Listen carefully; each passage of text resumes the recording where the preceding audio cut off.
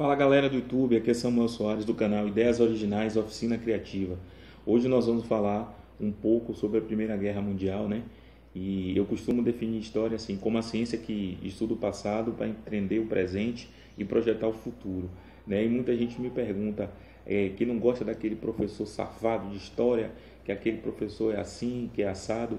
O problema não é gostar do professor em si, mas sim quem está na frente ministrando uma aula, saber como passar o conteúdo. Então, muitas vezes a galera confunde a disciplina e o não gostar do professor que está ali, mas uma coisa não tem nada a ver com a outra. O negócio é você saber entender de que forma você passa esse conteúdo. Então, vamos lá, galera. A Primeira Guerra Mundial, né, foi de 1914 a 1918. Ela está dividida em 3 fases. Foi conhecida também como a Guerra das Trincheiras, né, e dos Tanques, porque os soldados ficavam entrincheirados, não tinha essa questão de muita movimentação. E na realidade a primeira fase vai de 1914 a 1915, a segunda de 1915 a 1916 e a terceira de 1917 a 1918. Quem foram os países que se envolveram nessa guerra? A princípio essa guerra começou com o assassinato de um príncipe herdeiro chamado Francisco Ferdinando da Áustria-Hungria, né? E a partir de um conflito local se tornou um conflito mundial. Os protagonistas dessa guerra colocaram o nome de a Grande Guerra, porque eles não sabiam posteriormente que existia a Segunda Guerra Mundial, beleza?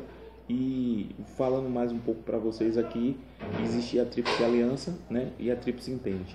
A Tríplice Aliança era composta por Alemanha, Áustria, Hungria e a Itália, e a Tríplice Entente pela Inglaterra, a França e a Rússia, né? Para vocês terem ideia, a Primeira Guerra Mundial deixou um saldo negativo de mais de 500 milhões de mortos. E quem saiu perdedora dessa guerra, o país que mais perdeu com isso tudo foi a Alemanha, porque no Tratado de Versalhes, ao final da Primeira Guerra, houve sanções impostas pelos países vencedores à Alemanha, como por exemplo, perca do seu território, e limitou o exército alemão a apenas 100 mil homens, né? E isso também, economicamente, a Alemanha ficou enfraquecida e teve que pagar uma multa, né, uma indenização de cerca de 6,6 bilhões de libras, que era a moeda na época. Então, como o frio alemão também era muito rigoroso, para vocês terem uma ideia, ao término da guerra, eles pegavam montanhas e montanhas de dinheiro e queimavam. Aí você pode me perguntar, eles estavam ficando malucos por causa da guerra, das consequências da guerra? Não, é porque o dinheiro estava tão desvalorizado que eles preferiam queimar o dinheiro do que queimar a própria madeira para se aquecer no inverno rigorosíssimo, né, europeu. E posteriormente a Segunda Guerra só ocorre por conta da Primeira, né? E diga-se de passagem, o protagonista da Segunda Guerra Mundial, Adolf Hitler, ele foi soldado de guerra na Primeira Guerra e ele chegou a ficar cego temporariamente. E ele foi acometido pelo gás de mostarda, porque ele inalou. Era um gás mortífero, altamente tóxico, que quando inalado ele deixava umas bolhas amareladas na pele.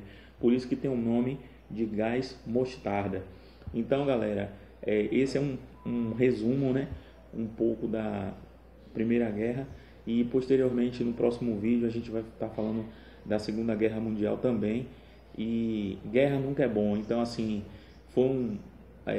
a gente tem que pensar realmente para que isso não venha a ocorrer, né, futuramente, porque se existir uma terceira guerra mundial, é a guerra tecnológica, né, das bombas.